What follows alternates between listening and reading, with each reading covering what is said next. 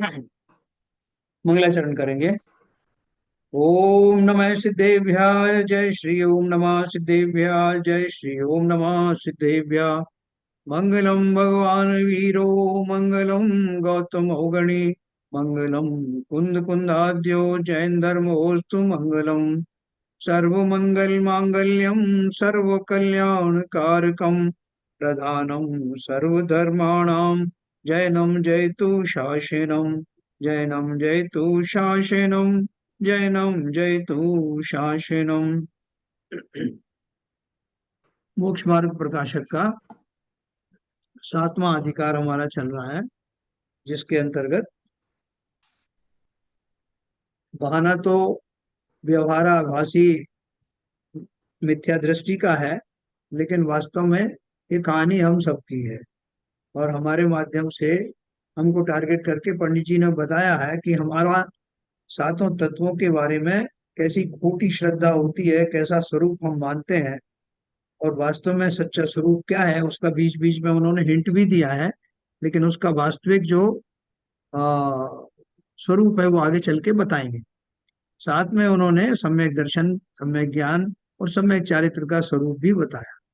जो सम्यक दर्शन तो जो हमारी जो खोटी मान्यताएं हैं वो सारा ही सम्यक दर्शन के अभाव होने पर ही होती है। और सम्यक ज्ञान का जो स्वरूप है वो भी हमें सही भाषित नहीं होता, क्योंकि हम ग्रंथों को जिस तरह से पढ़ते हैं, जिस तरह से उनका अभिनय करते हैं, जिस तरह से उनको खाली पठन पाठन तक ही सीमित रखते हैं, तो सम्यक ज्ञान भी नहीं होता। और जो कि भूमिका में श्रद्धांत सहित पढ़ने से ही सम्यक ज्ञान आदि होते हैं, तो वो सम्यक दर्शन के अभाव में सम्यक ज्ञान भी नहीं होता। और उसी तरह से इन दोनों के नहीं होने पर सम्यक चारित्र भी नहीं होता। तो सम्यक चारित्र के बारे में कल आपको बहन जी ने काफी कुछ बताया, मैं भी ट्रेन में थोड़ा बहुत सुन पाया, बीच बीच में वो नेटवर्क जा रहा था। तो चूंकि सम्यक चारित्र एक बहुत महत्वपूर्ण विषय है, क्योंकि हम जो जनरली बात करते हैं ना, देखो ना, हम जनरली क्या बोलते हैं कि जीवों को कुछ जब हम करेंगे तो करेंगे तभी होगा, है अपन ऐसा बोलते हैं, करेंगे तभी होगा। खाली देखने से पढ़ने से कुछ नहीं होता। तो वो करने का हमारा अर्थ मात्र जो है वो क्रियाओं से होता है। जबकि वास्तव में वो पंडित जी ने बहुत अच्छे से एक्सप्लेन किया है कि वो जो क्रियाएं हैं, या हमारा जो उन बाह्य व्रतों आदि के प्रति जो हमारा रुझान है, हमारा उनके प्रति होने वाला जो स्वरूप का जो भाषण है वो कितना गलत होता है, या उसमें क्या कमी होती है। तो कल उसको आपको बहन जी ने पहले भूमिका उसकी बताई है। मैं थोड़ा वहीं पीछे से जो स्टार्ट करूंगा, क्योंकि मुझे भी अपने समझ को बढ़ाना है। तो देखिए अपन चलते हैं, हम यहाँ से चलेंगे। समय चारित्र की बात चल रही है। तथा जिनकी धर्म पर दृष्टि नहीं है, वे कभी तो बड़ा धर्म आचरते हैं, कभी अधिक स्वच्छंद होकर प्रवर्तते हैं। जैसे किसी धर्म पर्व में तो बहुत उपवास आदि करते हैं, किसी धर्म पर्व में बारंबार भोजनादि करते हैं। यदि धर्म बुद्धि हो तो यथा योग्य सर्व धर्म पर्वों में यथा योग्य संयम आदि धारण करें। है ना, आपने देखा कि हम आप क्या करते हैं, जैसे अब दीपावली का पर्व आ रहा है, तो निर्वाण नाड़ू तो चढ़ेगा ही चढ़ेगा, साथ में अच्छे अच्छे कपड़े पहनना है। वो लक्ष्मी जी को भी रिझाना है, जो हमारे घर में तभी आएंगी जब हमने भी दूसरी तरह के जो दूसरे मतों के जो लोग हैं उनसे काफी कुछ सीखा है। क्या सीखा है कि लक्ष्मी जी की प्राप्ति के लिए घर को खूब रोशन करना, लक्ष्मी जी नाराज होकर नहीं तो चली जाएंगी। और स्वयं भी बहुत अच्छे अच्छे वस्त्र पहनना, उनको रिझाना है ना कि हमको ऐसे टटमुंजे नहीं है, हमारा घर तैयार है आपके स्वागत के लिए, आइए देवी जी। तो हम वो पूरी करते हैं। और फिर दिवाली आ रही तो सब तरह के पकवान भी बनना है भोजन आदि में, तो वो सबका भी हम ध्यान रखते हैं, नए नए कपड़े भी पहनते हैं। और साथ में दीपावली का उत्सव मनाते हैं, जो पटाखे चलाते थे वो पटाखे भी चलाएंगे, जो नहीं चलाएंगे वो थोड़ा बहुत मन मार करके रह जाते हैं। और फिर निर्वाण लाडू चढ़ाएंगे बड़े ठाट के साथ। फिर क्या करोगे, बोले साहब वो दीपावली होली सब पे, रक्षाबंधन पे खाने के त्योहार हैं। अब जो दशलक्षण पर्व आ रहा है, उसमें हम कम कर देंगे, और तो क्या है, 10 दिन कर लेंगे और एक आध दिन कर लेंगे, और क्या चाहते हो। तो पंडित जी क्या बोल रहे हैं, किसी धर्म पर में तो बहुत उपवास आदि करते हैं, किसी धर्म पर में बारंबार भोजन आदि करते हैं। यदि धर्म बुद्धि हो तो यथा योग्य सर्व धर्म पर्व में यथा योग्य संयम आदि धारण करें। संयमी के लिए क्या दिवाली और क्या होली, उनके लिए तो 10 लक्षण पर्व सदा ही चल रहा है। उनके लिए तो 16 कारण भावना निरंतर भाई जा रही है। हम तो उसके लिए करते हैं साहब, वो देखो 16 कारण की पूजन हम कभी पढ़ते नहीं, धर्म 10 लक्षण की पूजन भी नहीं पढ़ते। कोई पढ़ने लगे तो करे भाई अभी क्या पढ़ रहे हो, अभी कौन सा 10 लक्षण पढ़ रहे हो, ये उस टाइम के लिए रखो। अभी तो दीपावली के लाड़ू चढ़ाना, उसकी पूजन करना, निर्वाण कांड पढ़ लेना, है ना, बहुत चूजी है, एक भी काम निरर्थक नहीं करते।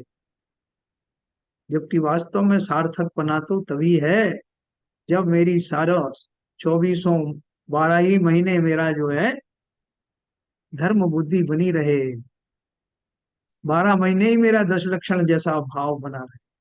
क्योंकि धर्म के ये 10 लक्षण खाली उन 10 दिनों में ही प्रकट नहीं होते, ये तो मेरे जीवन में रच पच जाए, मेरा संपूर्ण जीवन ही इन धर्ममय हो जाए, तब मुझे विशेष रूप से किसी पर्व की तिथियों का इंतजार नहीं करना होगा। तो किसी धर्म पर में तो बहुत उपवास आदि करते हैं, किसी धर्म पर में बारंबार भोजन आदि करते हैं।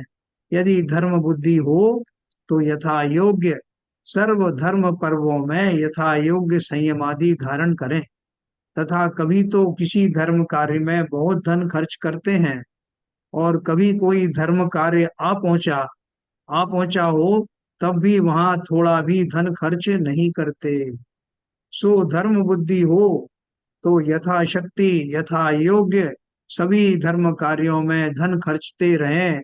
इसी प्रकार अन्य जानना है। हमारे यहाँ क्या बात चल रही है कि साहब वो ऐसा है कि आपको अगर धन की जरूरत है मंदिर निर्माण के लिए, तो या तो कोई फंक्शन करो विशेष और वहां बोलियां बुलवाओ, और या ऐसा करो कि जल्दी से जल्दी कुछ मूर्तियों का इंतजाम करो, फिर वो मूर्तियों की बोली लगाओ, तो शायद उससे प्रभावित होकर के कुछ धन लोग निकाल दें। ऐसा क्यों करना पड़ता है?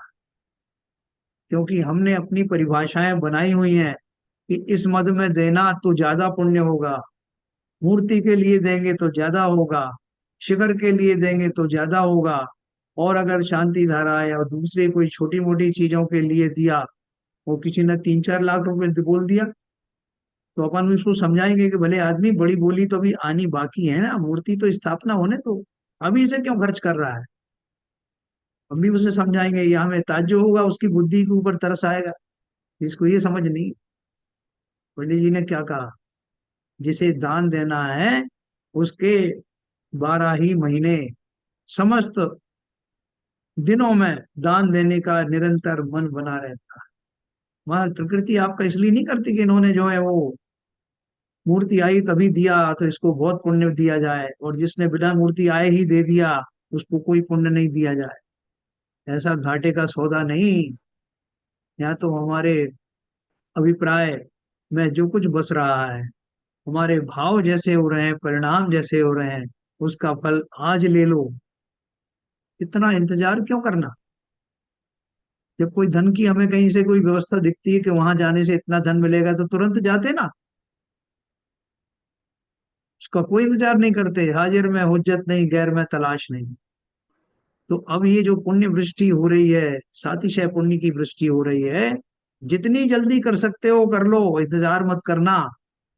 क्यों, उसके बाद ना तो हमारे आयुष्य का पता है, ना हमारे भावों का पता है, ना ही उस समय हमारे पास धन होगा, इसकी भी कोई गारंटी नहीं। इसलिए जिन्हें वास्तव में अपना कल्याण करना है, वो अपनी भूमिका के अनुसार दान आदि जो करना है वो भी तुरंत करते हैं।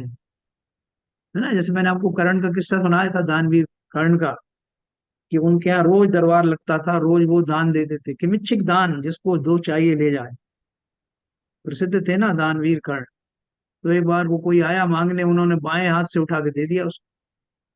तो आलोचक तो बहुत होते हैं ना, हर चीज की आलोचना करने वाले। लोगों ने कहा कैसा राजा है, इसको ये नहीं पता कि दान दाहिने हाथ से दिया जाता है, बाएं से ही दे दिया। तो कर्ण से पूछा गया, कर्ण का भैया वो चीज मेरे बाएं हाथ की तरफ पड़ी हुई थी, अब जब तक मैं दाहिना हाथ लाता या बाएं से दाएं में लेता, तब तक क्या पता मेरा भाव बदल जाता, इसलिए मैंने एक क्षण की भी देरी नहीं की, बाएं हाथ में आया तो बाएं से दे दिया। उसी प्रकार से हम भी प्रतीक्षा ना करें, तो बनने तो दो मंदिर साहब। अरे बनेगा तो तभी जब धन होगा, बनने तो दो, क्या आज भाव करोगे तो आज ही पुण्य लो। प्रकृति में ऐसा नहीं है कि वो वेट करेगी कि नहीं साहब, जब वो देगा तब तक आपके लिए पेंडिंग लिख दिया गया है कि ये व्यक्ति तब देगा, इसका पुण्य रिजर्व करके रखो। कोई रिजर्वेशन नहीं होता। जब भी भाव बने, मैं आपको फिर बोल रहा हूं, अगर आज भाव बने मंदिर निर्माण के लिए देने का, मूर्ति भले ही आएगी, आपका नाम हो या ना हो, प्रकृति में आपका नाम स्वर्ण अक्षर में आज ही लिखा जाए। तो इसलिए क्या लिखा है, यदि धर्म बुद्धि हो तो यथा योग्य सर्व धर्म पर्वों में यथा योग्य संयम आदि धारण करे। दान की बात नहीं, संयम की भी। तथा कभी तो किसी धर्म कार्य में बहुत धन खर्च करते हैं, और कभी कोई धर्म कार्य आ पहुंचा हो तब भी वहां थोड़ा भी धन खर्च नहीं करते। सो धर्म बुद्धि हो तो यथाशक्ति यथा योग्य सभी धर्म कार्यों में धन खर्चते रहें, इसी प्रकार अन्य जानना है। बोले साहब ये कौन सी बोली है, आरती की बोली है कि अभिषेक की बोली की शांति धारा की है? हम उसमें सेलेक्ट करेंगे और हम देखेंगे कि किसमें ज्यादा पुण्य मिलता है, उसकी वो कार्रवाई देंगे। भैया ये तो सारे जो हैं बहाने हैं, ये सब जो बोलियां बोली जाती हैं ये किसी न किसी बहाने से हमें दान देने की प्रेरणा देते। ऐसा नहीं है कि हमने किसी एक बोली में ज्यादा लगाएंगे तो ही लाभ होगा। ये सब हमारे मिथ्या आचरण और मिथ्या समझ के कारण होता है। छोटी सी बोली में भी आप लगा सकते हो कि शांति धारा की बोली साहब वो 5,000 से ज्यादा जाती नहीं, अगर मैंने 1 लाख लगा दिया तो कोई नाराज हो जाएगा? क्योंकि मेरा उद्देश्य मंदिर निर्माण के लिए जितना धन हो सकता है दे रहा हूँ, सामान्य दिनों में भी दे सकता हूँ।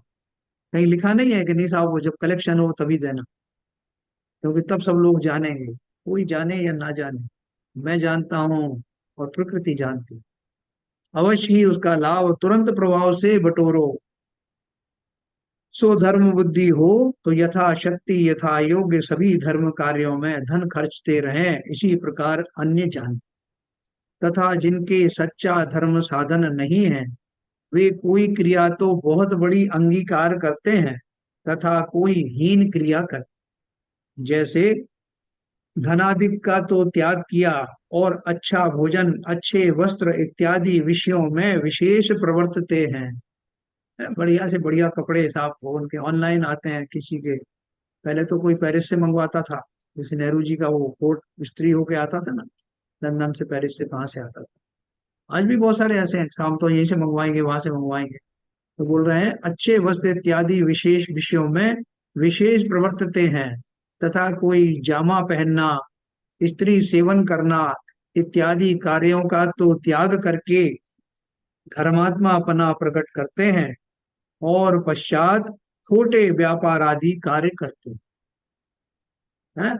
इसी वजह से वो आपने देखा ना, मंदिर से जो निकलते हैं पुजारी लोग, तो वो मंदिर में तो खूब भक्ति से 2-2 3-3 घंटे पूजन करते हैं, और उसके बाहर निकलते ही उनका क्रोध का वो ज्वालामुखी फूट पड़ता है। तो किसी को नहीं छोड़ता, छोटे मोटे जीवों को तो छोड़ो, घर में आकर के पत्नी को भी तुम्हें मालूम नहीं था कि मैं आने वाला हूँ, अभी तक ये नहीं बनाया वो नहीं बनाया। वो क्यों आता है? क्योंकि उन्होंने ये मान लिया कि जितनी देर मैंने भक्ति भाव किया, वो मुझे एक लाइसेंस देता है कि अब यहाँ से जाने के बाद मैं कुछ भी करूं, मेरे साथ प्रकृति कुछ भी गलत नहीं करेगी, मुझे तो पुण्य की ही प्राप्ति हो। ऐसा भ्रम बहुत सारे जीवों को होता है। इसीलिए पंडित जी ने क्या कहा, कोई स्त्री सेवन करना इत्यादि कार्यों का तो त्याग करके धर्मात्मा अपना प्रकट करते हैं, और पश्चात खोटे व्यापार आदि कार्य करते। जूतों की दुकान है साहब मेरी, सवेरे शाम मैं जाता हूँ, अभिषेक करता हूँ, प्रक्षाल करता हूँ, 2-3 घंटे पूजन करता हूँ, फिर आके अपनी जूतों की दुकान पर बैठता हूँ। और विशेष जूते मैंने बनवाए साहब, जो काफ लेदर से बनते हैं। आपको मालूम है, बिल्कुल मुलायम चमड़े से, गाय के पेट में बैठे होने वाले बछड़े को, उसी को मार देते हैं साहब, गर्भ में ही मार देते हैं। फिर उसके चमड़े से जूते बनाए, ले जाइए साहब, बहुत बढ़िया है, सॉफ्ट। कौन से जैन हो आप? दिगंबर जैन है साहब? मैंने आपको किस्सा बताया था एक बार, काकरा पार में मेरे पास ऐसा व्यापारी आया, अगर कितना, यानी कितना दुखी मन हो जाएगा आपका, धिक्कारने लगेगा कि कैसे जैन हैं हम। तो वो कह रहे हैं कि ये सब चीजें त्याग करने के बाद भी बड़े बड़े का आपने कषाय और अपराध छोड़ दिए, और छोटे छूटे नहीं। ये मामूली चीज थोड़ी कि आपने स्त्री से बना दी, छोड़ दिया, और बहुत सारे जो है तुच्छ कार्य छोड़ दिए, और छोटे मोटे जो कार्य हैं उनमें आपकी बुद्धि वैसी ही बनी रही। जैन धर्म में तो आमनाएं क्या है, आगे बताएंगे आपको पंडित जी, कि पहले जो और भी बड़े पाप है वो छोड़ते हैं, लेकिन छोटे छोटे पापों से उनकी शुरुआत करते हैं, और पश्चात खोटे व्यापार आदि कार्य करते हैं। लोक निंद्य पाप क्रियाओं में प्रवर्तते हैं। स्त्री का त्याग कर दिया लेकिन वैश्यागमन जारी है। रात्रि भोजन तो त्याग दिया लेकिन मांस भक्षण जारी है। इसी प्रकार कोई क्रिया अति उच्च तथा कोई क्रिया अति नीची करते हैं।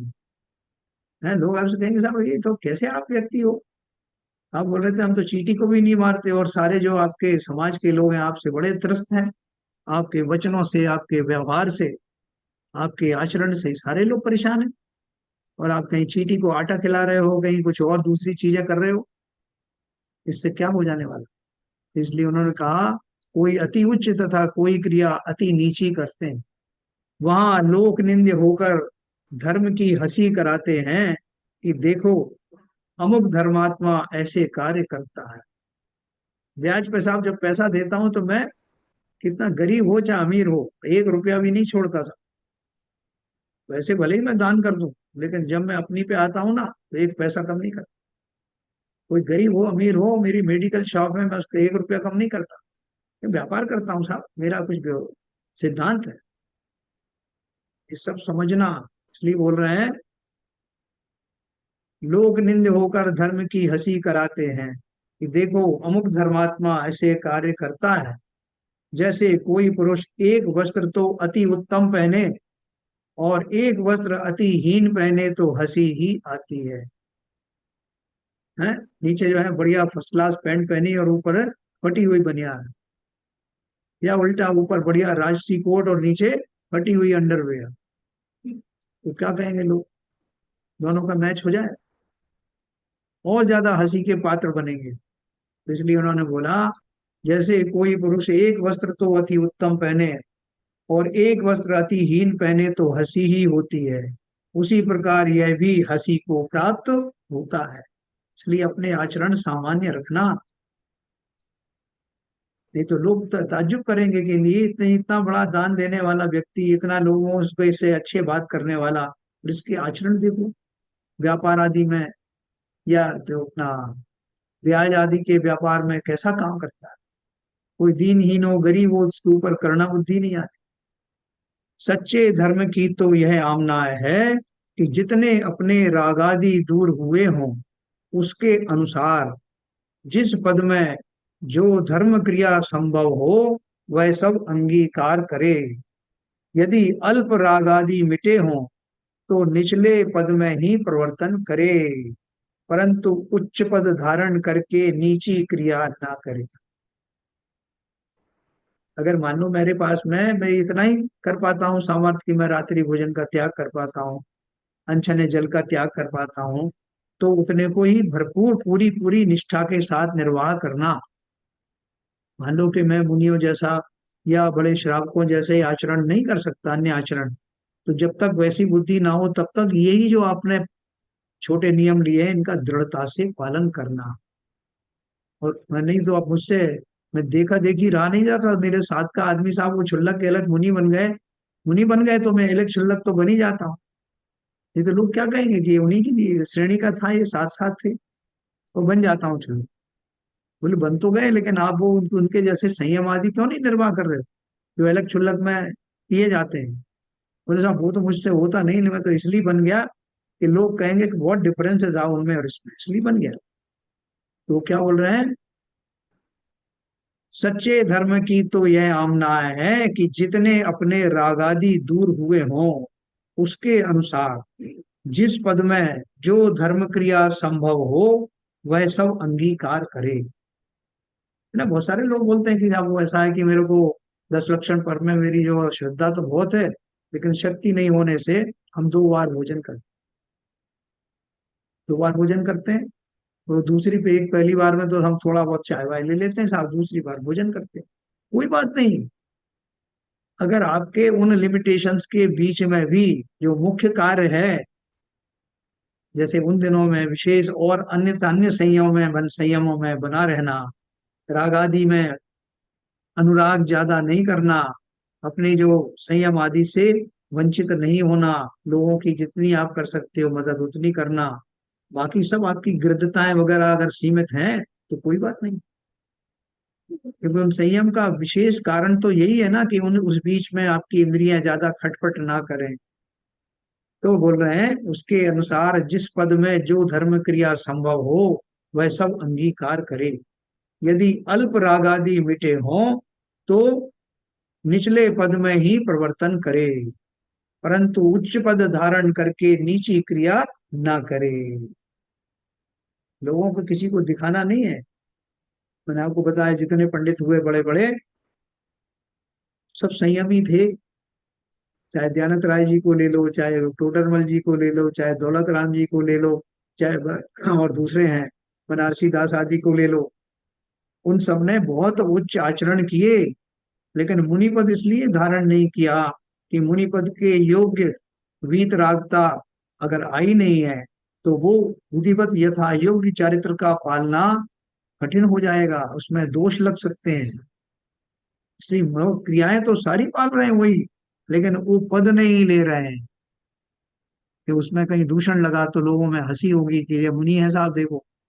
इसलिए इस डर से, लेकिन निजी भूमिका में रह करके आप मुनि जैसा करोगे तब भी कोई हर्ज नहीं।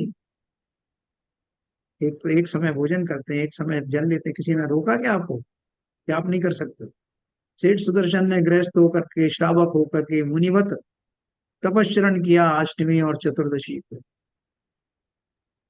तो यहाँ प्रश्न है कि यदि स्त्री सेवनादि त्याग ऊपर की प्रतिमा में कहा है, इसलिए निचली निचली अवस्था वाला उनका त्याग करे या नहीं। अब किसी ने कहा था वो सातवीं प्रतिमा में जो है वो विधिवत छूटती है, स्त्री स्व स्त्री भी छूटती है, तो नीचे की भूमिका में तो सेवन करो ना। उसका उत्तर दिया, समाधान दिया, निचली अवस्था वाला उनका सर्वथा त्याग नहीं कर सकता, कोई दोष लगता है, इसलिए ऊपर की प्रतिमा में त्याग कहा। उसका अर्थ क्या है कि वास्तव में तो त्याग जो है नीची प्रतिमा में, तीसरी चौथी प्रतिमा में ही हो जाता है ना। लेकिन सातवीं प्रतिमा का अर्थ यह है कि वहां तक जाते जाते मेरे जो नियम और कड़क हो जाते हैं। तो नीचे की प्रतिमा में भी बहुत सारे लोगों का तो स्त्री सेवन सर्वथा छूट जाता है, लेकिन उसमें किंचित दोष क्यों लग सकते हैं? क्योंकि उस योग्य भाव में दृढ़ता अभी आई नहीं। ऊपर की प्रतिमाओं में आते आते बहुत सारे और भी कड़क नियम हो जाते हैं, इसलिए वहां दोषों के लगने की संभावना न होने के कारण यथावत उसको सातवीं प्रतिमा के योग्य भाव हुए हैं ऐसा जानना। निचली अवस्था में जिस प्रकार का त्याग संभव हो,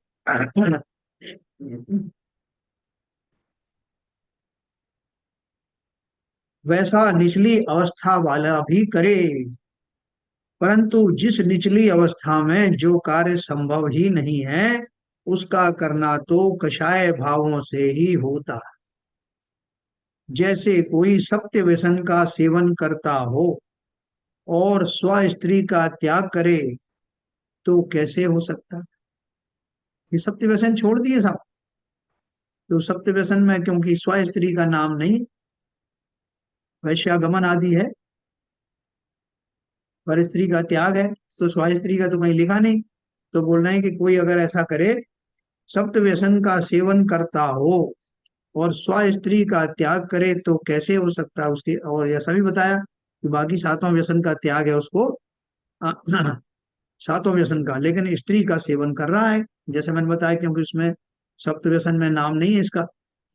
यद्यपि स्व स्त्री का त्याग करना धर्म है, तथापि पहले सप्त व्यसन का त्याग हो, तभी स्व स्त्री का त्याग करना योग्य है ना। सप्त व्यसन में सारे बड़े बड़े पाप आ जाते हैं ना। तो बड़े बड़े पाप जो है अगर आपने छोड़े हैं, तो स्व स्त्री का त्याग भी तो उसमें आ ही जाता है। या तो उनने उल्टा बोला कि सातों व्यसन जो है का वो सेवन करता है, जैसे मैंने आपको बताया कि वो रात्रि भोजन का त्याग है, अनछने जल का त्याग है, लेकिन मांस भक्षण कर रहा है, ठीक है ना। या किसी ने वो सारी चीजें छोड़ रखी सब, मैं बाहर में, घर में तो मैं नहीं, मैंने छोड़ दिया, लेकिन बाहर में उसका सेवन करूंगा। तो सप्त व्यसन का त्याग का सेवन अगर जो कर रहा है व्यक्ति, वो मात्र एक स्त्री का सेवन छोड़ दे तो कैसे हो सकता है। सप्त व्यसन में तो सब आ गया, पर स्त्री अभी आ गई है और वैश्यगमन भी आ गया, तो फिर इसका क्या इंपॉर्टेंस रही स्व स्त्री के त्याग। तो बोले हैं, यद्यपि स्व स्त्री का त्याग करना धर्म है, तथापि पहले सप्त व्यसन का तो त्याग हो, तभी स्व स्त्री का त्याग करना योग्य है। इसी प्रकार अन्य जानना, बड़े बड़े पापों को पहले छोड़ो, तथा सर्व प्रकार से धर्म को ना जानता हो ऐसा जीव किसी धर्म के अंग को मुख्य करके अन्य धर्मों को गौण करता है। जैसे कोई जीव दया धर्म को मुख्य करके पूजा प्रभाव आदि कार्य का उत्थापन करता है, कितने ही पूजा प्रभाव आदि धर्म को मुख्य करके हिंसादिक का भय नहीं रखते, कितने ही तप की मुख्यता से आर्त ध्यान आदि करके भी उपवास आदि करते हैं, जो मैंने आपको बात बताई, तथा अपने को तपस्वी मानकर निशंक क्रोध आदि करते हैं, कितने ही दान की मुख्यता से बहुत पाप करके भी धन उपार्जन करके दान देते हैं। वो उसमें है ना आपके जो तिरुपति बालाजी के मंदिर में 1 करोड़ का जो है किसी ने मुकुट चढ़ाया, किसी ने छत्र चढ़ाया, किसी ने 10 करोड़ का कुछ दिए, सोने का दिया। और दान कौन दे रहा है? जिन्होंने हमेशा ही अन्याय और अनीति का ही धन इकट्ठा किया, वो स्वयं भी जानते हैं, लेकिन बोलते हैं वो धन बजाय टैक्स में देने के मंदिर में चढ़ाऊंगा तो मुझे पुण्य की प्राप्ति होगी। ऐसे कितने गुप्त दान आदि भी आते हैं। तो वो क्यों देना चाहते हैं कि इससे बहुत बढ़िया है, टैक्स भी नहीं देना पड़ेगा और पुण्य की प्राप्ति अलग से होगी, इस भाव से वो देते हैं। तो बोल रहे हैं, दान की मुख्यता से बहुत पाप करके भी धन उपार्जन करके दान देते हैं, कितने ही आरंभ त्याग की मुख्यता से याचना आदि करते हैं। कि भाई साहब आप जो है वो क्षुल्लक जी क्यों बन गए? बोले आप समझते नहीं बात को। अपन काय के लिए अपना तो धन कमाए और काय के लिए भोजन की सामग्री का इंतजाम करें, इधर से उधर धक्के खाना पड़े। सीधा सीधा काम है, अपन बन जाओ, क्षुल्लक बन जाओ, उसमें बहुत सारे फायदे हैं। एक सज्जन ने मुझे बताया था, बोले कि अपने को सब तरह का भोजन, बढ़िया से बढ़िया भोजन मिलेगा, जहां जाओगे आपकी आओ सेवा शुश्रूषा होगी, और ये आरंभ से बच जाओगे भाई साहब, आरंभ पर ही गए। अब कौन भोजन बनाने में हिंसाएं होती हैं, हैं धन कमाने में हिंसा होती है, तुमने पढ़ा ना शास्त्र में, इन सब से छूट जाओ और क्षुल्लक बनोगे तो मुक्ति का मार्ग अलग प्रशस्त हो जाए। इतने लाभ हैं। और लंगोटी भी उतारनी नहीं पड़ेगी जिससे कोई लज्जा का विषय बने, ना कोई आपसे ज्यादा प्रवचन आदि की वांछा करेगा, ना आपको इतना पैदल चलना पड़ेगा, लाभ ही लाभ हैं। देखो, इस बुद्धि से भी बहुत से लोग बनते हैं मैं सीधा सीधा आपको बता रहा हूँ, पंडित जी ने जो बताया ऐसे कई ग्रंथों में ऐसा लिखा है। तो इसलिए उन्होंने क्या लिखा, ये याचना शब्द आया, कितने ही आरंभ त्याग की मुख्यता से याचना करते हैं। नीचे शायद उन्होंने दिया भी है। अच्छा ये कुछ और लिखा है। है, इत्यादि मैं एक प्रकार। चीज, क्या है सर, मैं बता दूं एक, हाँ। आ, कुछ लोग नहीं आ रहे तो ट्रस्ट की मीटिंग तो हो गई है कैंसिल। आप कंटिन्यू कर सकते हैं 9 बजे तक सर। ओके, खबर आ गई आपके पास? मैंने ही दी है, ठीक क्योंकि है। मेरे पास बहुत सारे लोगों के ना आ गए, ना नहीं आ रहे, नहीं आ रहे। हाँ अभी भी 9 ही मतलब नहीं। लोग हैं वैसे भी अपने यहाँ। ठीक है, बाबूजी तो है कम से कम। क्या बाबूजी चलें, कंटिन्यू करें इसको आगे तक? नहीं, ट्रस्ट की मीटिंग कैंसिल कर दी है सर हमने। अच्छा कैंसिल कर दो। नहीं, तो मीटिंग का अब अगर सच की मीटिंग कैंसिल हो गई है तो फिर इसे डिसकंटिन्यू क्यों कर रहे हो? हाँ, वही तो हम कह रहे हैं इनसे। वही कह रहे हैं, पहले बोला था जल्दी खत्म करने के लिए, तब बोल रहे हैं उसको कंटिन्यू करिए। अब 2 मैसेज और आ गए तो मैं अब कोई मतलब नहीं है सर। ठीक है, ठीक है, ठीक है। ठीक है, तो जरूरत होगी तो सीबी जैन साहब कुछ कहना चाहते तो इस मीटिंग के बाद में अपन बात कर लेंगे। ठीक है सर। इत्यादि प्रकार से किसी धर्म को मुख्य करके अन्य धर्म को नहीं गिनते तथा उसके आश्रय से पाप का आचरण करते। तो ये बात बहुत क्लियर हो गई कि धर्म को सब प्रकार से ना जानने वाले जीव धर्म के आचरण को जहां मर्जी आती है वहां तो घटित करते हैं, लेकिन सब जगह पर धर्म यथा योग्य सेवन करने की वस्तु है ऐसा उनको विश्वास नहीं। उनका यह कार्य ऐसा हुआ जैसे अविवेकी व्यापारी को किसी व्यापार में नफे के अर्थ अन्य प्रकार से बहुत टूटा पड़ता है। चाहिए तो ऐसा कि जैसे व्यापारी का प्रयोजन नफा है, सर्व विचार कर जैसे नफा बहुत हो वैसा करे। उसी प्रकार ज्ञानी का प्रयोजन वीतराग भाव है, सर्व विचार कर जैसे वीतराग भाव बहुत हो वैसा करे, क्योंकि मूल धर्म वीतराग भाव है। देखो इसमें भी हमको बहुत सतर्क होने की जरूरत है। जैसे हमने एक व्यापारी का बताया ना, एक व्यापारी तो सर ऐसा आज व्यापार करता है कि घाटा कम हो।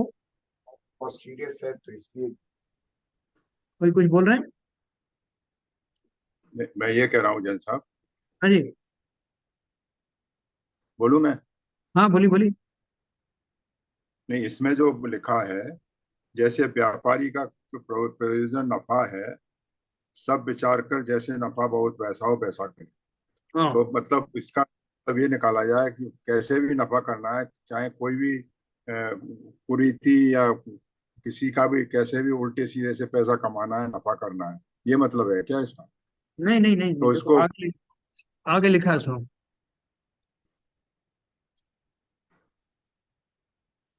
आगे शब्द पहले क्या लगाया है, उनका यह कार्य ऐसा हुआ जैसे अविवेकी व्यापारी, अविवेकी शब्द लिखा ना, अच्छा अच्छा।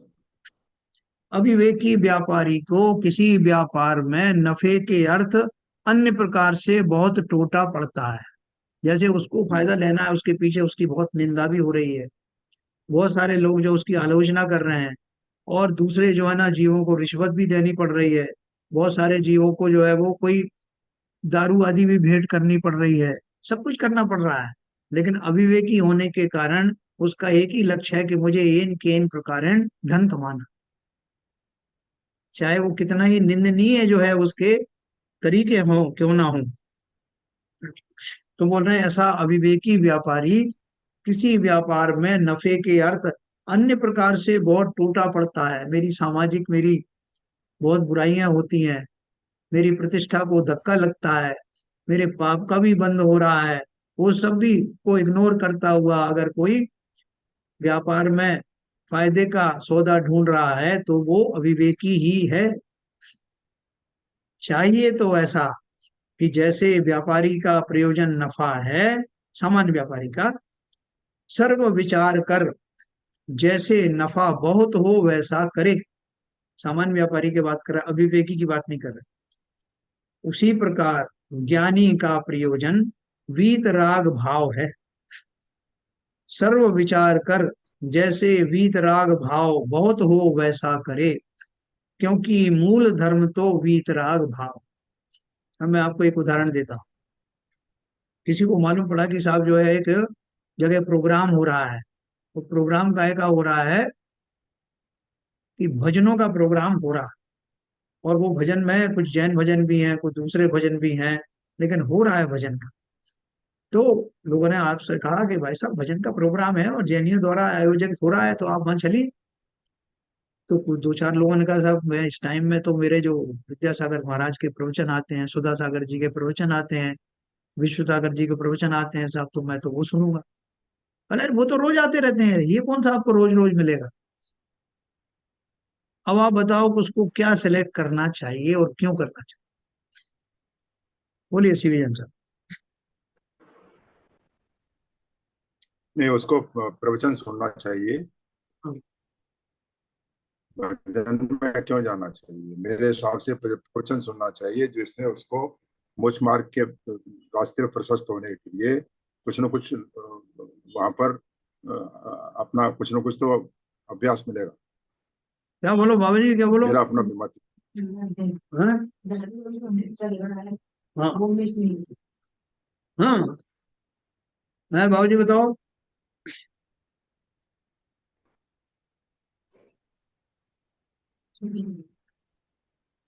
बाबू जी है मैंने उधर। ध्यान नहीं दिया भाई साहब, मैंने ध्यान नहीं हाँ, दिया, सॉरी। नहीं मैं बोल रहा हूँ कि आप जैसे विशेष आपका 10 लक्षण पर ही मान लो, या रेगुलर बेसिस पे आप हाँ कोई प्रवचन चैनल पे सुनते हो, बड़े बड़े बड़े हाँ मुनि राजों के आप प्रवचन सुनते हो, और हाँ। उसी बीच में किसी ने आपसे कहा कि भाई साहब आज एक जो है भजन संध्या हो रही है फला फला जगह पे, हम्म, और हम्म, आपको भजन संध्या में आना चाहिए, अपने बच्चे हैं वो गा रहे हैं बजा रहे हैं, हम्म, तो आपको वहां आना चाहिए, वो ज्यादा अच्छा है। प्रवचन तो घर का भी सुन हम्म। लोगे, फिर कभी सुन लोगे, टीवी पे ही तो आते हैं। तो आप क्या करोगे और क्यों। हमारा विवेक क्या कहता है? वजन ज्यादा जरूरी है कि स्वाध्याय? स्वाध्याय हमारा तप है, तो पहले तप करेंगे कि पहले आप भजन सुनेंगे? हाँ, अपना विवेक भी इस्तेमाल करना है। बिना अविवेकी रूप से कि जब किसी ने कह दिया वहां पे तो ऐसा काम हो रहा है, तो हमें ये सोचना है कि कौन सा हमारे हमारे हमारे धर्म के हिसाब से, हमारे हमारे आचरण के हिसाब से हमें किधर जाना है। हमें अत्यधिक स्वाध्याय हम कर रहे हैं, हमें मालूम है स्वाध्याय का उपयोग क्या है, तो हमें तो स्वाध्याय पहले जरूरी है। भजन जिंदगी में भजन करेंगे तो कुछ नहीं होने का है। और स्वाध्याय अगर हमने अगर अगर अपने अपनी अपनी चेतना से और अपनी आत्मा से, आत्मा में लीन होकर के लगा दिया, ध्यान पूर्वक अगर स्वाध्याय कर लिया, तो हमारा जो है 1 महीने में ही काम हो जाएगा। वो आपसे सर किसी ने ऐसा कहा है, कि दोबारा हाँ हाँ बोलिए। दोबारा मैं बोलो कहूंगा, बोलो। हाँ जैसे प्रैक्टिकल एग्जाम्पल है, हमारा 8 से 9 तक का स्वाध्याय चलता है। जी। उस बीच में कई प्रसंग आते हैं कि फलानी जगह ये हो रहा है, फलानी जगह ये हो रहा है, फलानी जगह ये हो रहा है। तो हमारा जो अंतर्मन कहता है कि मैं स्वाध्याय तो नहीं छोड़ूंगा, चाहे कुछ भी हो जाए। बहुत सारे सिंपल लोगों बात। ने टाइम फिक्स कर दिए है। यस। नहीं भाई साहब, एक बात और भी है। जी। स्वाध्याय हम करते तो 1 घंटे हैं, लेकिन चाहे तो हम पूरे 24 घंटे उसमें लीन रह सकते हैं। बिल्कुल बिल्कुल सही कह रहे हैं बाबू। और आज अगर मान लो स्वाध्याय इस विषय पर चल रहा है, तो हमारा चिंतन मनन में चिंतन में ये कितने घंटे रह सकता है हमारे दिमाग में, क्या कोई क्या कह सकता है? वो तो बजाय अपने इसके, ऊपर निर्भर है यस बाबूजी। Yes sir, yes sir, yes sir. अभी आप आरती करते हैं ना, तो देखो उन्होंने क्या कहा था क्षमा सागर महाराज ने, जब उन्होंने पूछा अपने बेनाला जी ने कि महाराज जो हम आरती से पूजन करते हैं, तो आरती के बाद शहीद करते हैं, बहुत सारे दीपक जलाते हैं, वो बड़ी सी आरता लेते हैं, तो उससे करने में कोई दिक्कत तो नहीं है। तो क्षमा सागर महाराज ने क्या कहा कि तुमसे किसने कहा कि जो है आरती का अर्थ जो है दीपक जलाना है। हाँ, वन क्या बोलते हैं, पंचमेरु की आरती पढ़े सुने जो को, तो ये करे कराए तो जो लिखा नहीं। पढ़े पढ़ाए का अर्थ क्या है कि आरती का अर्थ है प्रभु के गुणानुवाद, गुणानुवाद पढ़ करके, देख करके, सुन करके किया जाता है। कहाँ लिखा है कि दीपक से होता है? तो बेनाला जी घबरा गए। बेनाला जी ने कहा कि "हाँ, महाराज जो कुछ तो करना पड़ेगा, हमारा मन नहीं लगता दीपक के बिना, आदत पड़ी है।" तो उन्होंने बोला देखो, दीपक जलाने में बहुत हिंसा होती है, और जब हम धर्म का कार्य कर रहे हैं, धर्म के कार्य में हिंसा नहीं होनी चाहिए। अगर तुम्हारा बहुत ही आग्रह है तो एक दीपक जला लो, और उसमें उतना ही घी डालो कि उस आरती के बाद समाप्त हो जाए। अगर नहीं मन माने तो, वरना तो उन्होंने मना ही किया है। और अपने को मालूम पड़े कहाँ मही महा आरता हो रहा है, जैसे वैष्णव में होता ना, बड़े बड़े दीपक जलाए साहब, उसमें जो है 20 बत्तियां लगी हुई है, इतने इतने दीपक के साथ। साहब भक्ति के भाव बनते हैं, आप समझते नहीं हो, बहुत जोर के भाव बनते हैं। तो बन भी गए तो जो हिंसा की बुनियाद के ऊपर में पुण्य अर्जन करोगे तो पुण्य कैसा हो, उसमें पाप का भी तो कितना अंश है। संबे शिखर पर हजारों दीपक जलाए गए। 1 लाख दीपक जलाए अच्छा, हम समय। लोग भी संबे कर संबे चुके हैं। शिखर पर हजारों दीपक जलाए गए। चंबे शिखर में 1 लाख दीपक से आरती हुई थी। हाँ, कितना कितना हिंसा हुई है।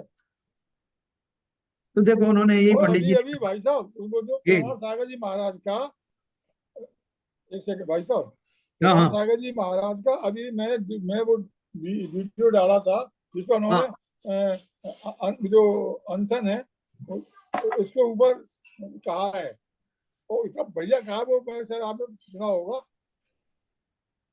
क्या कहा उन्हें? प्रमाण सागर जी महाराज ने बताया कि हाँ, अनशन, ये हम खाना खाना छोड़ देते हैं और कहते हैं हम तब कर रहे हैं। ये जब तक आप इसके प्रति आपकी ममत्व है, आपकी ममत्व भावना है, तब तक ये अनशन है ही नहीं।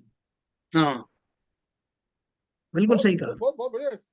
बहुत बहुत मैं वीडियो मुझे मिलेगा तो नहीं, दोबारा भेजूंगा आपको। बाबूजी आपने जो वीडियो भेजा था प्रमाण हाँ सागर, जी जी वो तब के ऊपर था, और उसमें उन्होंने कहा था कि अगर जी तब वास्तव में अंतरंग तप के रूप में, अगर जब तक आप उसको ग्रहण धारण नहीं करेंगे, जी तब जी। तक वो सिंपल शरीर को सुखाने का अनशन है।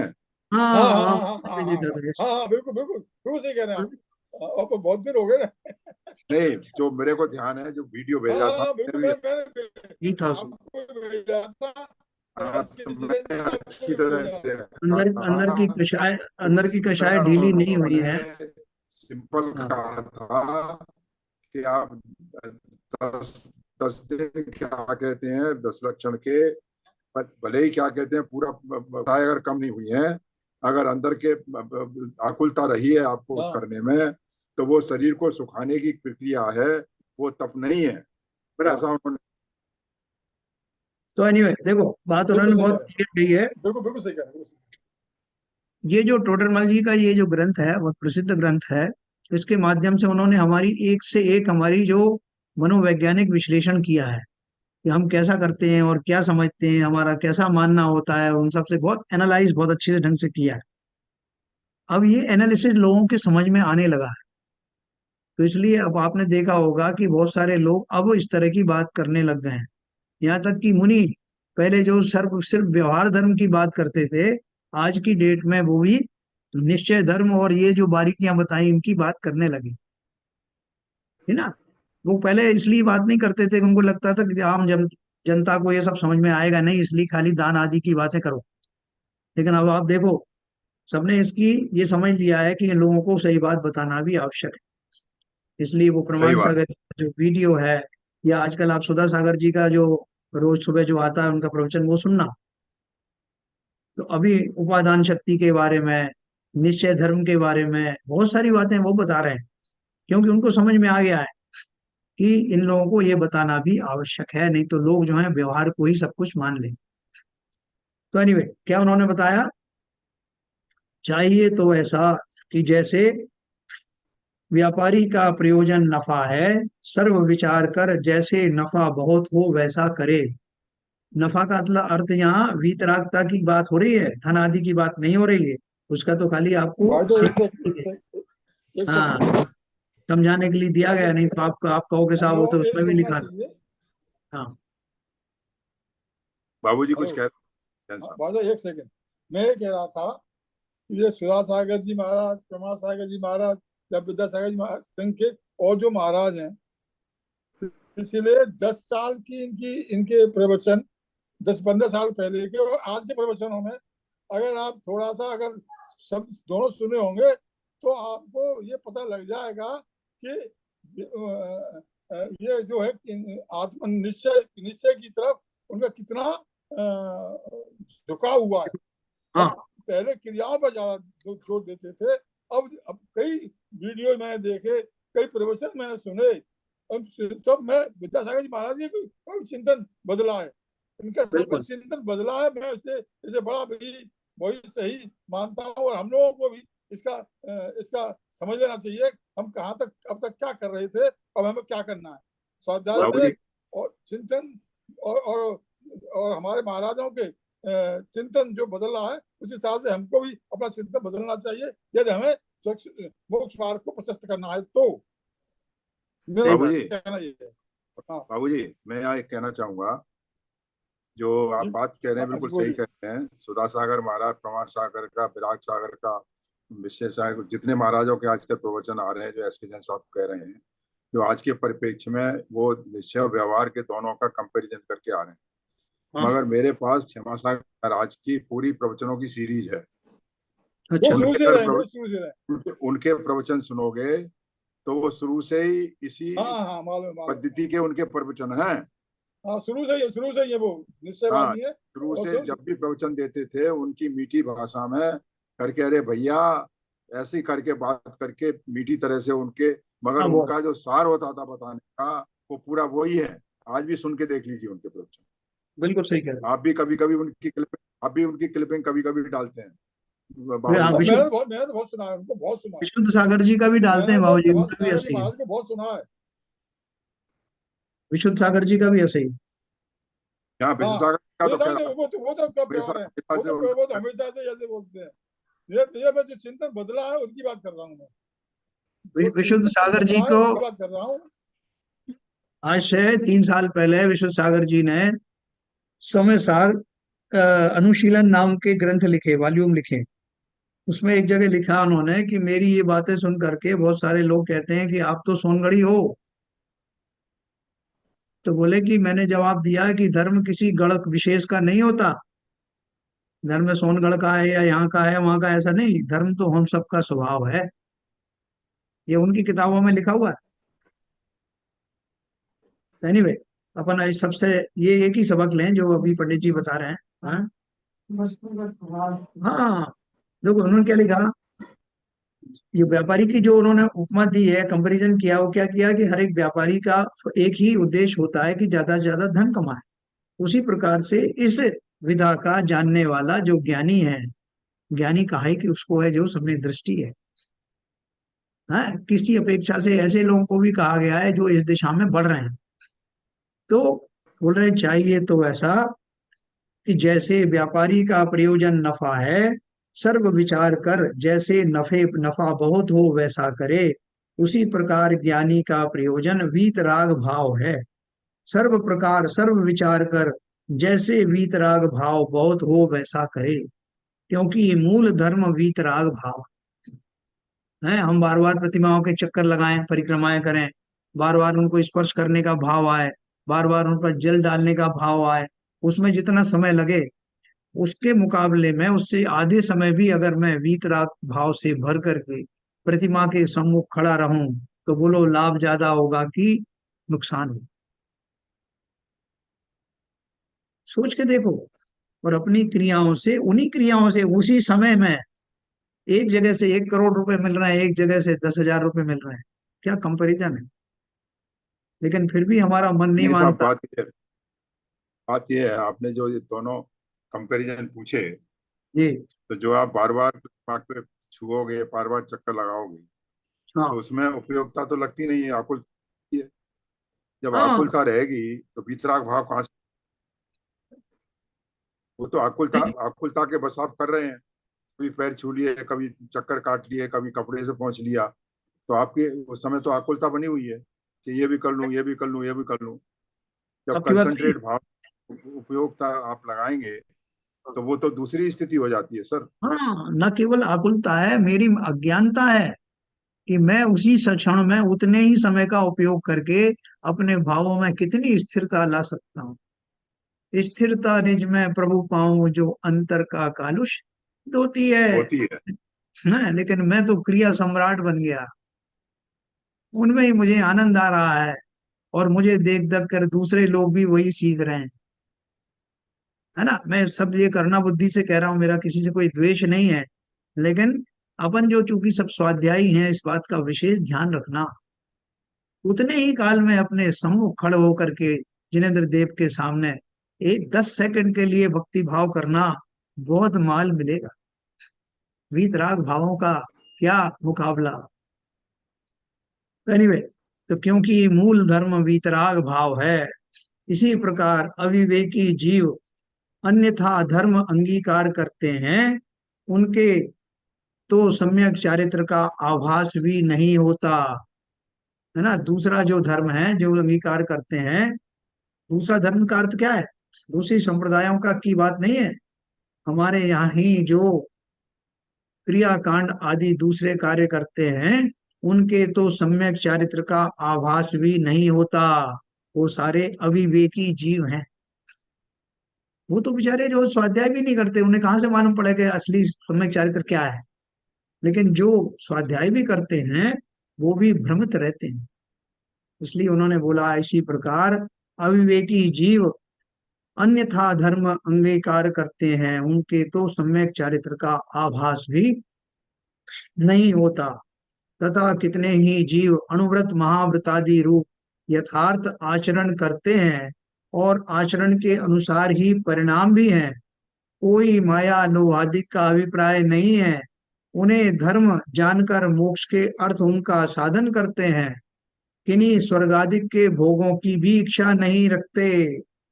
परंतु तत्व ज्ञान पहले नहीं हुआ, इसलिए आप तो जानते हैं कि मैं मोक्ष का साधन कर रहा हूं, परंतु जो मोक्ष का साधन है उसे जानते भी नहीं। अब बोलो, इससे ऊपर अपन क्या कर सकते हैं? मैंने तो थोड़ी सी बात कही आपको कि हम तो चक्कर लगाते रहते हैं। ये तो क्या बोल रहे हैं, चक्कर छोड़ो, मैंने सारी क्रियाएं अणुव्रत महाव्रत आदि का पालन किया, यथा योग्य पालन किया, मुझे कोई लोभ आदि भी नहीं है, है, और स्वर्ग आदि के भोगों की इच्छा भी नहीं है। ऐसा ये स्थिति बनने के बाद भी मुझे मोक्ष प्राप्त होने वाला नहीं। बोले, आप क्या बात कर रहे हो? जो कुछ साधन आपने पहले बताए थे, वो सारे साधन तो मैं कर रहा हूँ, पंडित जी बोल रहे हैं, और फिर भी आपने जो है मुझे अंगूठा दिखा दिया कि कुछ होने वाला नहीं। इसके पीछे क्या कारण है? तो उन्होंने एक लाइन बताई, परंतु तत्व ज्ञान पहले नहीं हुआ। मतलब जब ये मैं भूमिका ये कर रहा हूँ ये सब, तभी मुझे तत्व ज्ञान नहीं था। इसलिए मैं तो जान रहा हूँ, सोच रहा हूँ कि मैं बहुत अच्छा काम कर रहा हूँ, मोक्ष का साधन कर रहा हूँ, परंतु ये सारा साधन स्वर्ग का ही बन रहा है। कोई जो है वो पेट्रोलियम प्रोडक्ट है ना, क्रूड ऑयल से एनालिसिस करके उसमें से पेट्रोल निकालने की कोशिश कर रहे हैं, लेकिन पेट्रोल निकालने की जगह तक तो गए नहीं, उस प्रोसेस तक पहुंचे नहीं, और केरोसिन निकाल करके वापस आ गए। साहब, प्रोसेस तो मैंने वही किया था, लेकिन केरोसिन ही हाथ लगा। भैया, तो तुमने उस प्रोसेस को जाना नहीं, उतनी गहराई तक गए नहीं, तो जितनी गहराई तक गए उसने केरोसिन हाथ लगा, ले जाओ इसको। ऐसे ही वो बोल रहे हैं कि ये सब साधन किए, उसका मना नहीं कि इनका कुछ फल नहीं मिलेगा, मिलेगा। ये क्या मिलेगा? बिना तत्वों के ज्ञान के किए जाने वाली ये सारी बाह्य क्रियाएं आपको स्वर्ग तक तो ले जाएंगी, लेकिन मोक्ष प्राप्ति इनसे होने वाली नहीं। जहां इतनी बड़ी भूमिका का जो चार क्रियाएं मैं कर रहा हूं, इनको भी वो चारित्र नहीं मान रहे हैं, तो मेरी ये छोटी मोटी क्रियाएं, चक्कर लगाने वाली, कपड़ा घुमाने वाली, इनको कौन चारित्र मानेगा? सोचो, इतनी बड़ी बात कही पंडित जी। ये क्रिया भी आपकी इतनी उच्च कोटि की, जिनमें आपकी कोई वांछाएं नहीं है, स्वर्गाधिक के भोगों की वांछा भी नहीं है। तो बोले, जब वांछा नहीं तो फिर साहब क्यों स्वर्ग मिल रहा है हमको?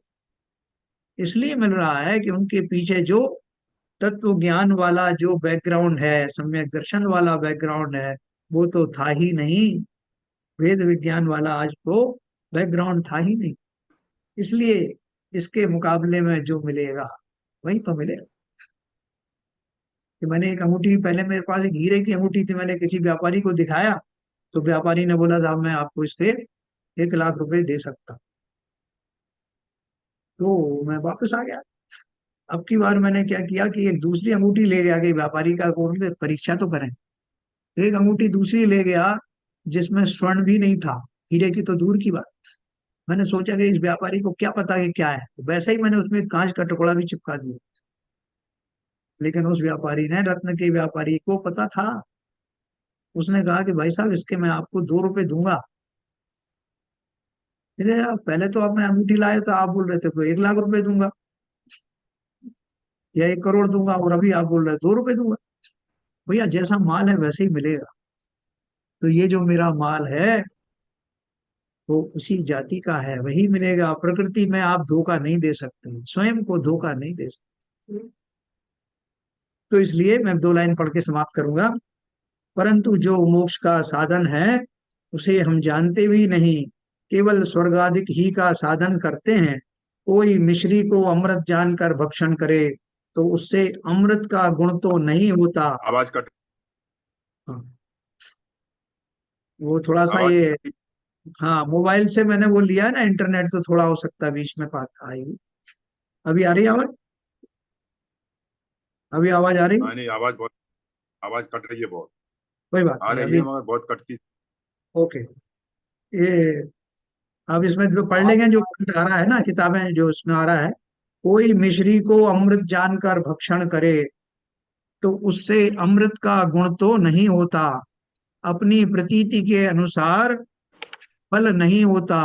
फल तो जैसे साधन करे वैसा ही लगता है। ये आवाज सुनाई दी? हाँ, अभी हाँ। टाइम भी हो गया है सर। चलिए, तो ये अपन ने यहाँ तक ही पढ़ना था आज। इसको अपन कल इस लाइन से फिर से शुरू करेंगे, और तब तक ये पूरा हो गया। अभी आज ललित जी नहीं आए होंगे, तो जिनवाणी स्तुति कौन करेगा? संजय प्रकाश हैं? वो भी नहीं है। चलिए मैं करता हूँ जिनवाणी स्तुति। आज केवल 9 आदमी है बस खाली। है? आज केवल 9 ही है। हाँ, चलिए, समय समय की बात। वही लोग हैं। 5 से चलिए आप जिनवारी स्थिति करिए सर। हाँ। मिथ्यात्म नाश वे को, ज्ञान के प्रकाश वे को, आपा पर भास वे को, भानु सी बखानी है। छह द्रव्य जानवे को, बंध विधि भानवे को, स्वपरोपि छानवे को, परम प्रमानी है। अनुभव बताए वे को, जीव के जताए वे को, काहू न सताए वे को, भव्य और आनी है। जहाँ तहाँ तार वे को, पार के उतार वे को, सुख विस्तार वे को, यही जिन्वाणी है। हे जिन्वाणी भारती तो ही जपो दिन रैन, जो तेरी शरण आ गए सो पावे सुख चैन। जा वाणी के ज्ञान तै सूझे लोकालोक, सो वाणी मस्तक धरूं सदा देतु हूँ धो। जिनवाणी माता की जय।